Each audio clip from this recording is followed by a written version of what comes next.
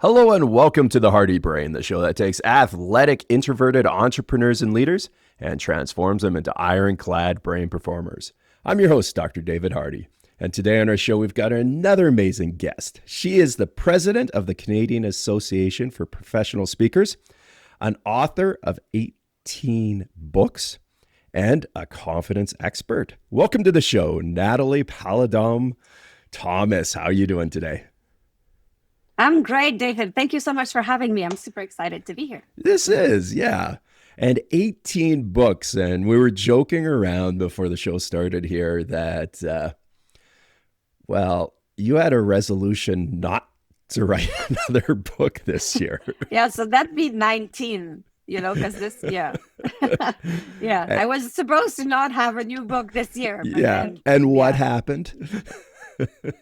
Yeah, the Global Speaking Federation started a collective book, and I wanted to support the project. So I do have a chapter in that book. So now I've got another book that just came out in March. So now, broke my resolution to not have a new book this year.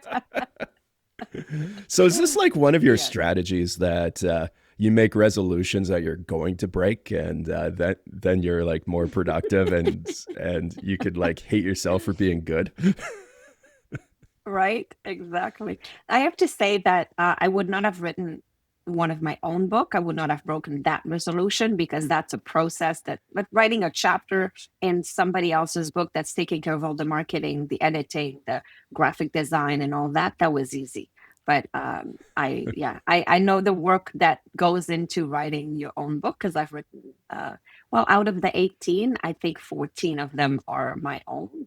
Okay. And I've got 4 that are joint books, like a chapter in a book like that. So the 14, I know the work that goes into definitely. writing a book. So I would not have done that this year. No, not during my CAPS presidency because it's a busy year for me. Of work. Double. Wow. Yeah. So it's fun. It's fun though. Yeah. Well, out of these 18 books, which child is your favorite? Oh, you're not allowed to have a favorite child, but Think Yourself Confident is my favorite one. Nice. I love it. And that's also kind of what you do for work and presentations, right? Is you're really out there to get people to improve and talk more about confidence though, because don't you have it or not? So that's the thing. A lot of people are confident. Obviously, most people are confident because, especially at work. So I work with busy executive and people in high position are highly confident. So I'm not teaching people how to be confident, but sometimes the stuff hits the fan. Yes. They juggle with multiple challenges all at once. The decisions they make are worth thousands of dollars, and there's stress, there's rush, there's the brain likes to create neural pathway, and there's the dendrites at the end of the neurons that connect to do a synapse. So that means it creates a box. And when this happens, I put that in that box. When this happens, I put that in that box. When this happens, put that in that box. Easy. But when there's no box for it, the brain goes in panic mode. It triggers the amygdala, anterior cingulate cortex, the insula, and all of a sudden we start freaking out. We shoot 1,400 chemicals through our bloodstream. We're not at our best when we're filled with cortisol, right? Nope. And that's when we want to get under our desk and say, nope, I'm not taking anymore. So that's the idea, is that when the stuff hits the fan, how do you have confidence at that moment when you're in prefrontal cortex overload and it goes well? So that's what I do. I give tools to people so that when the stuff hits the fan, so that they can be their best self, step up and say, okay, bring it on. I got this. Because we can't put our head in the sand and pretend it's not going to happen, Right. Like a goalie that comes home at night after a game and says, I don't understand. People kept shooting pucks at me all night. I couldn't even watch the game. Well, you're the goalie. It's normal. People will keep shooting pucks at you, right? Because when you're in a high position, if there was a box for it, your staff would have taken care of it. Everything that ends up on your desk, there's no box for it. So you're constantly in in amygdala and prefrontal cortex overload, because everything that you do, you have to figure it out because there's no box for it. If there was one, staff would have taken care of it. But now it's your everyday life to figure out how to get out of this mode that the brain doesn't like when there's no box for it. So it's just normal. So that's what I do. I don't teach people confidence. They have it. I teach them how to be your best under pressure, right? I love it. Now, what are some of these pucks getting thrown at some of the clients you've worked with? Like, what's kind of a story of like this really confident person, and then they're like, I fell apart. Like, things are not working. What's one that kind of just sticks out with you? So there's a few things that can, well, there's three really that can make somebody not be their best, right? Because, we all have a drawer with all the answers that we need. We are equipped to face our own life. Usually people don't face things that they can't cope with. Most people are equipped. We have a brain, the most powerful and complex structure of the universe, and we could figure it out. In that drawer, we have all the answers, but there's so much crap that's accumulated that sometimes we'll respond with whatever is on top, right? So you're super polite with everybody that you meet and all strangers during the day. And then at night, you're making dinner. You're thinking about all the bills you have to pay, the project that you were betting on that you didn't get, or the staff that just is pregnant and is going to go for a mat leave. And you're like, oh my gosh, I need to replace her. And she's indispensable. And I can't, I don't know what to do. And then your daughter comes behind you and says, hey, mommy. And then you turn around and you go, what? And you're like, whoa, this is not how I wanted to respond, right? And then you know the answer. You have the answer in your drawer, and it's, yes, sweetie, what can I do for you, right? Like we know what to do with this. But the problem is there's so much crap that's accumulated. So what is the crap that's accumulated? There's three different types of stuff that could make us not be our best.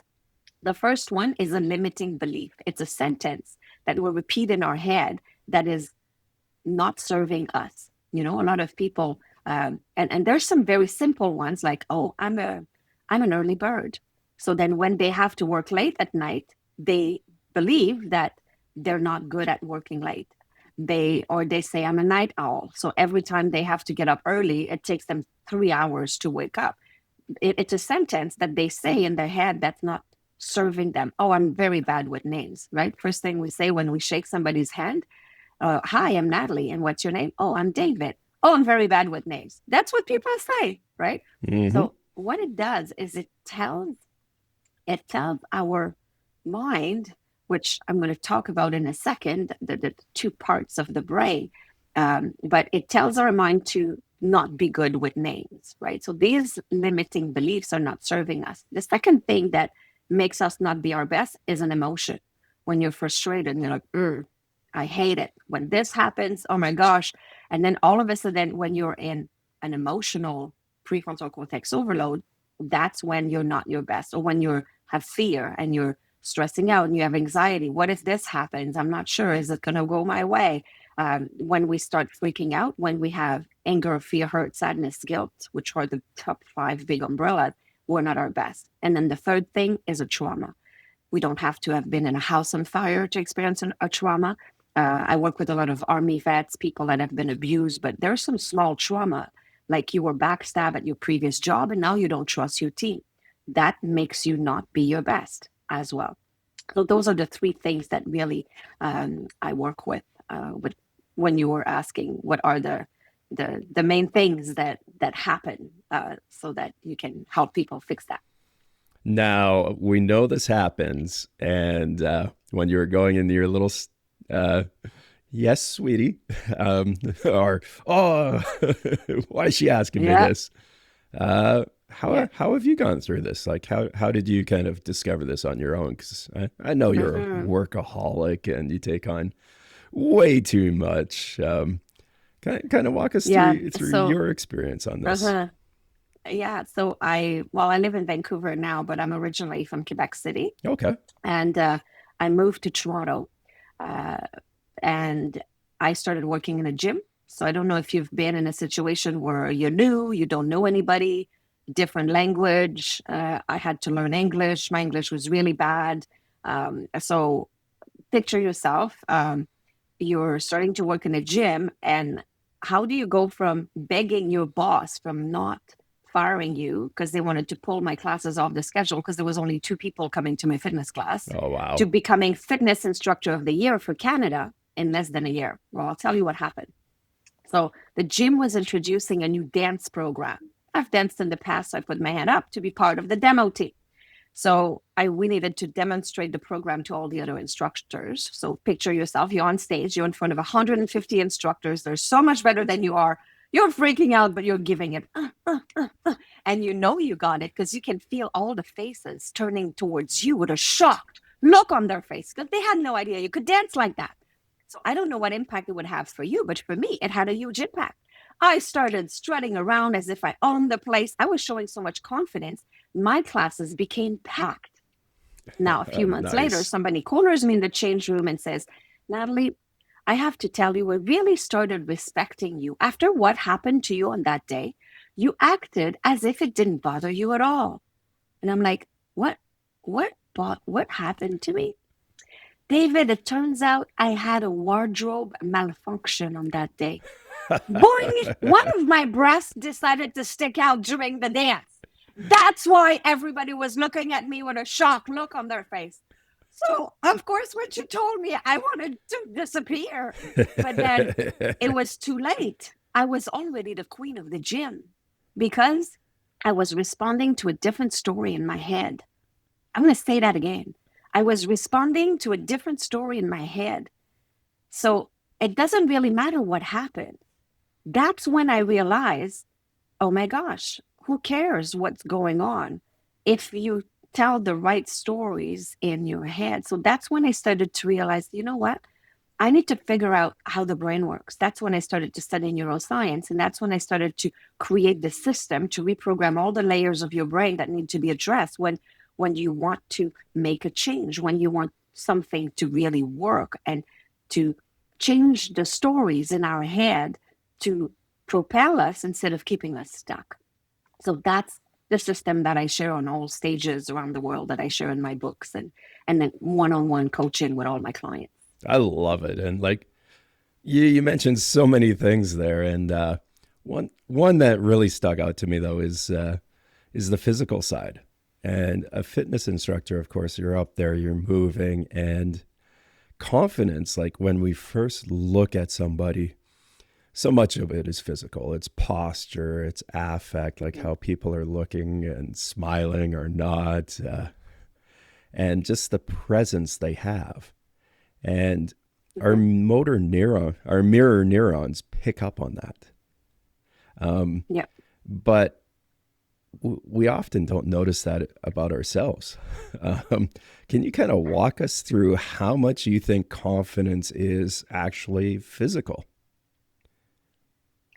So the body and the brain are connected. So that's called psychoendoneuroimmunology. It's a long word. And then when the body starts feeling bad, it sends a message to the brain that says we're feeling bad. So, we're feeling bad. Okay, we need to send slowing down chemicals, like feel bad chemicals, through the bloodstream, so that then the body starts feeling even worse, and then we're stuck in that loop of feel bad, right? So there's many ways to exit the loop, to exit that feel bad emotional loop. Now, before I talk about that, can I come back to the brain, to just talk about the power of the brain, and then we'll talk about how to exit the loop. That makes sense? Absolutely. So that I need one more piece before I can talk to you about the dose. This is what I'm going to talk about, the DOSE, the dose, in order to exit the loop, right? So the brain, picture your unconscious mind, the most powerful structure in the universe, as a little personal assistant. So you have a personal assistant in your head, writing down everything you say or think on a notepad. So it's very important to tell your personal assistant what you want and not what you don't want. Now, the problem is most people wake up in the morning and look at themselves in the mirror and they go, I'm so tired. I'm so stressed out. I think I'm gaining weight. Then your personal assistant writes it down. Tired, stressed out, gaining weight. I got this. Tired. Oh, I'm going to keep him awake all night. He's not going to be able to sleep. He's going to be very tired in the morning. Check. Stressed out. Oh, I'm going to make her delete a very important appointment in her calendar. That's going to be stressful. Check. Gaining weight. Oh, that's easy. I can find French fries, chocolate bar today. Check. So your personal assistant is constantly listening to everything you say or think and makes it happen. And a lot of people come to me and say, Nathalie, I need coaching because I don't want to be stressed anymore. I don't want to be impatient with my kids. I don't want to be broke. So personal assistant writes it, stressed, impatient, and broke. So somehow, even if you said, I don't want to be, it's like telling your contractor to paint your kitchen not blue. Well, yeah, the contractor's not going to know what you want, right? Yeah, exactly. Or you're buying a flight to go to not Florida. Well, where do you want to go, right? So it's not going to work. So we have to tell our personal assistant what we want. So let's say somebody's trying to get back in shape. I come from the fitness industry and keep saying in their head, oh, I hate exercise. I'm so weak. And when I lose weight, I always get it back. Well, if that's on the notepad and that person starts to do pickleball or Zumba or something fun, personal assistant goes in panic mode because they're like, oh my gosh, they're supposed to hate it and now they're liking it. And oh, they're supposed to be weak and now they're getting strong. Oh, it says I need to gain the weight back. Oh, I'm going to make them fall on the sidewalk. They're not going to be able to go do that pickleball anymore because they're going to hurt themselves. And now they're going to gain the weight back. Check. This sounds like a brain conspiracy. Like our brains conspiring to get us back in our bad modes. Yes. So we have all this negative self-talk, like 50 to 80,000 thoughts per day that we generate, but 80% of these thoughts are negative. It used to be 70 before the pandemic. And since the pandemic, anxiety, stress is through the roof. And you know that in the work that you do as well. Like people are less and less resourceful in stressful situations. People have way too much accumulation. That's all about the accumulation, right? Where there's so much stuff in the drawer. Like there's not one drop that's responsible for the flood, right? You know the joke of the guy that goes in a bar and orders 3 beers. He drinks them all. Then he orders 2 beers, drinks them both. He orders 1 beer, drinks it, and says, I don't understand. The less I drink, the more drunk I get. You get it, right? It's not the 1 beer. It's the accumulation of the 5 beers before that. And that's what happens usually in our life. Like there's somebody that comes into your office and then they put some pieces of paper on your desk and then there's no paper clip because they've lost the paper clip and you freak out. Oh my gosh, there's no paper clip. Well, it's just the paper clip. Like, don't freak out. But we freak out for stuff like that because that thing is the 1 beer because there were 5 beers before that. It's just the accumulation. There's so many things that we're like, why did I freak out for that? You know? Oh, exactly. Right. Yeah. Yeah. Well, how do we de-accumulate then? Exactly. So how do we exit the emotional loops? I talked to you that I would mention the DOSE, DOSE. So how do we exit prefrontal cortex overload? So when you're freaking out, so now I'm talking about emotion. Later on, I'm going to be talking about those limiting beliefs. How do you change the narrative in your head? How you create different stories? Because sometimes we feel like even if we know what to do, and then we're like, why am I doing this right now? Why am I doing my emails or why am I on YouTube watching videos when I have so much work to do? Why do I self-sabotage? Like you said, a conspiracy, right? So this is for limiting belief, and that's what we'll do after. For now, we'll talk about emotion when you're freaking out, while you are in an emotional loop, which lasts 30 to 90 seconds usually. The problem is as we age, because in children, you saw children being fine, temper tantrum, and then fine again 90 seconds later, and then life is beautiful, right? So children can exit the loop, but as we age, we stay stuck in many, many, many loops. So an emotion or an event is like a delivery truck that's coming in your driveway to give you a package, to give you a positive learning. So the idea is to open the door and get the package. But the problem is we're too busy and we Right. are pretending that the truck is not there. And then we ignore the truck, and then the we truck smile slams into us. and we say, everything's okay. The truck stays in the driveway and we're stuck. We can't get out. And then another truck comes in, another truck comes in, another truck comes in. And all of a sudden there's so many trucks in the driveway that we're going to depression, burnout, stress leave, and now we're stuck. So the idea is to, instead of smiling and say, oh yeah, everything is fine, everything is okay, or your kids are asking you, are you okay, daddy? Oh yeah, daddy is fine. Don't worry, sweetie, everything is okay. So it's to open the door and receive the package. So how do you do that without the metaphor? You ask yourself, what am I learning? What is my positive learning? What am I learning from this event? Because right now something happened. I just dropped the ball. I screwed up.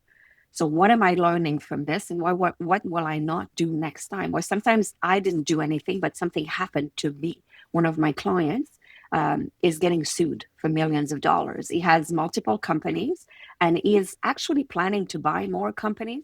And the what am I learning brought him into a resourceful mode. Instead of saying, why is that happening to me? It's horrible. It's awful. Because he's planning to bring up more companies inside his holdings, is realizing that he doesn't have a very good legislative team. He doesn't have a team of lawyers on staff. So now he's building his team of lawyers, because by buying more companies, it's going to get sued again. So now he's becoming very good at getting sued, and then he became in a resourceful mode, because it's going to happen. He's a goalie. Pucks are going to come in. Don't put your head in the sand.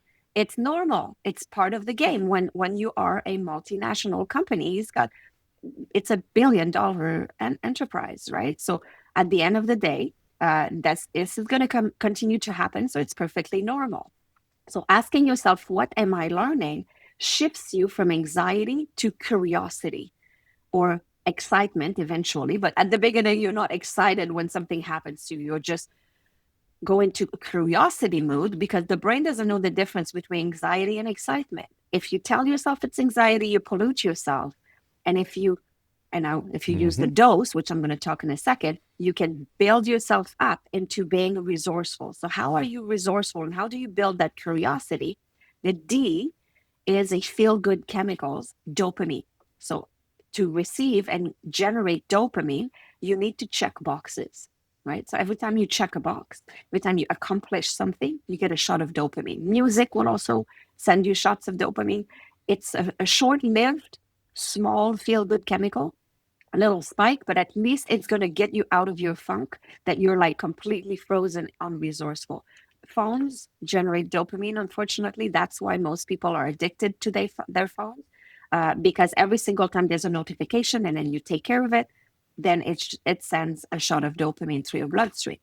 Now, the O is oxytocin. Oxytocin is a much better feel-good chemical because it lasts longer and it can move gray matter, because it's not just a spike, it's a spike that stays a little longer. And oxytocin gets generated only when you have an external input. So you have to be with other people. So when you talk to somebody else, hugs, contact, laughter will generate oxytocin as well. So all of this will contribute to send you a feel-good chemicals, which is a selfless chemical. While the dopamine is selfish because you could do that by yourself, the oxytocin is selfless and it lasts longer. Serotonin is the S of the dose. Serotonin is also a selfless chemical that lasts longer. It's when you help somebody else, when you're proud of somebody else, when you witness also, because both oxytocin and serotonin are very much contagious as well, right? There you go. So I do a lot of philanthropy, Philanthropist of the Year in 2024, and I work with lots of organization in Haiti and Africa. But here locally on Saturday nights, when I'm in town, because I travel a lot, I go to night shift. So it's I go to Wally. It's an area of Surrey in North Surrey where most street people live. So it's just south of Vancouver. And there's a truck for food and there's a truck for clothing. So at the beginning, when I started, I was like at the back of the truck, pouring the soup in the little cups, giving the cups to the next person, and the next person would go through the window and give it to the street friends because I was way too scared to see that more too, right? So then I progressively moved to the window where I would be handing out the soup, and then eventually I moved out of the truck and I was handing coffees and hot chocolate and talking to them. And now I don't even have a job anymore. When I go, I just walk around and chat with people. And I realized that, I'm a therapist. I do PTSD, trauma, deep work stuff, right? So you know what I do? I chunk people up, find the cavity in their brain as a dentist, and I do the fillings. And I found that I didn't have a lot of time when I would hand out a coffee because they would take it and go. So I started the spa night. So bring a table, gloves, wipes, and then I wash their hands, right? Because it's dirty on the street, right? So wash their hands. Plus, you're integrating touch and all the things that you talked about, that sensory input. Yeah. Yes. So I bring cream and I do hand massage, and then the ladies would put nail polish. Oh, so okay. while they have a hand massage, they don't want to go anywhere. So now I have time to maybe, and I'm not kidding myself. I don't think that the next day to go find a job and be a contributor to the society. I don't think so. But maybe that night they might not take their own life. Maybe there's a chance, right? So I'm thinking that if there's an influence that could happen. So right now, what just happened in your head and in the head of people that are listening is a shot of serotonin. They didn't go to the spa night. They didn't go to help the street person, but they felt right? So it's contagious. You don't have to be at the giving end or the receiving hand in order to experience the serotonin or the oxytocin. You see a little and using that truck analogy you used before, you're starting to deliver good sensations other than re-traumatizing a person. And 100%. Letting those build up and gain momentum. And I think that's far and in between. And also something even business leaders who are good at blocking these pucks flying at them, they need to be able to also build up the good side of the experience of being a leader. And can you maybe speak to that side then? The side that is more, proactive or offensive versus defensive when it comes to all this chaos that happens in this world and that can throw our confidence off. Yeah, 100%. So the way to do the offensive, meaning you will plan ahead of time, where Wayne Gretzky play where the puck is going to be, right? Yeah. So, and I wonder if I can quickly take 1 second to talk about the E of dose, because we haven't done that one. Yes. So the D with the dopamine, oxytocin, serotonin, I was getting and there's ahead. one more. And the one more is the endorphin. So the endorphin is selfish chemical, small, short burst.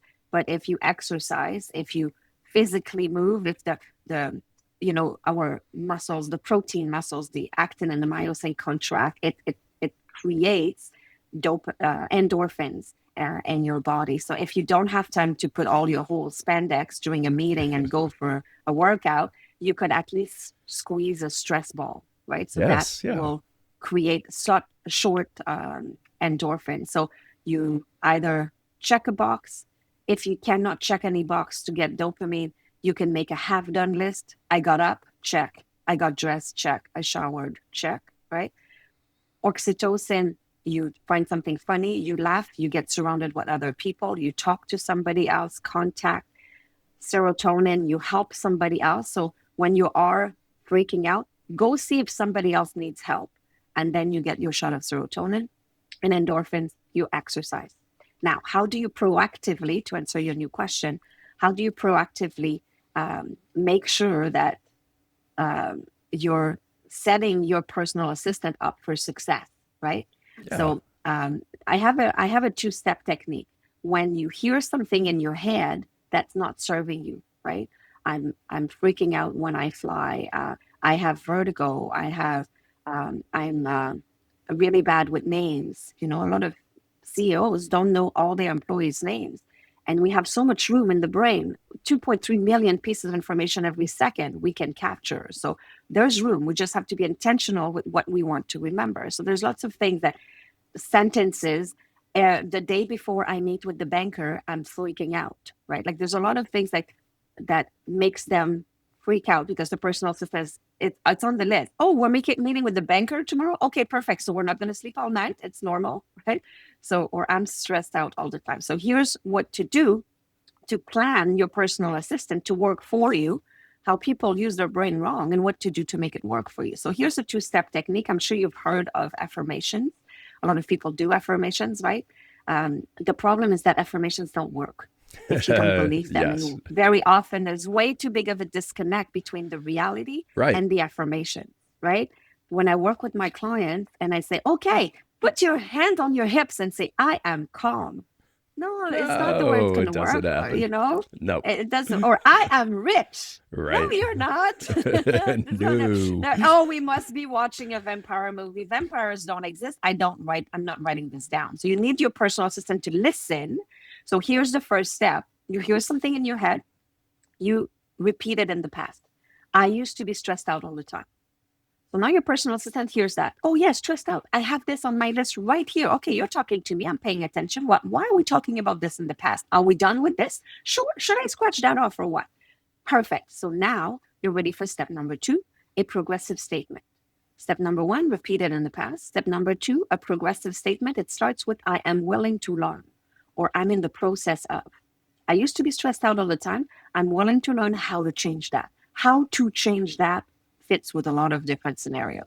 I used to be bad with names. I'm willing to learn how to remember people's names. I'm in the process of building myself a more balanced life. I'm in the process of trying to figure out how to be an early bird, how to go to bed earlier maybe so that I can be productive in the morning. I'm willing to learn how to delegate. I'm willing to learn how to say no. So you talk about it in the past, and then you do your progressive statement. So now what's going to be on the list for the personal assistant is going to serve you instead of keeping you stuck. I love it. Excellent. Now, which of the 18 books have this in it? So there's a lot of, I think most of what I shared today will be in the Think Yourself Confident, book. Yeah, your favorite child. Most of these techniques. My favorite child. Yes. My favorite child. Yes, exactly. Now, there's also powerful questions that you can ask yourself. So when you are freaking out, you could ask yourself things like, what am I learning? Yeah. You can ask yourself, is this going to help if I freak out? The answer is always no. You can ask yourself, am I making this up? Has it happened yet? Because most of the things we worry about have not happened yet. We don't know yet. We're just making it up. We're pretending that we escalate the situation and expect the worst, right? And when you expect the worst, you are shooting feel-bad chemicals through your bloodstream and you're freaking out. And you're not resourceful when you're filled with all that crap. So we cannot be expecting the worst. Expect the good. Like I always make up a story that suits me.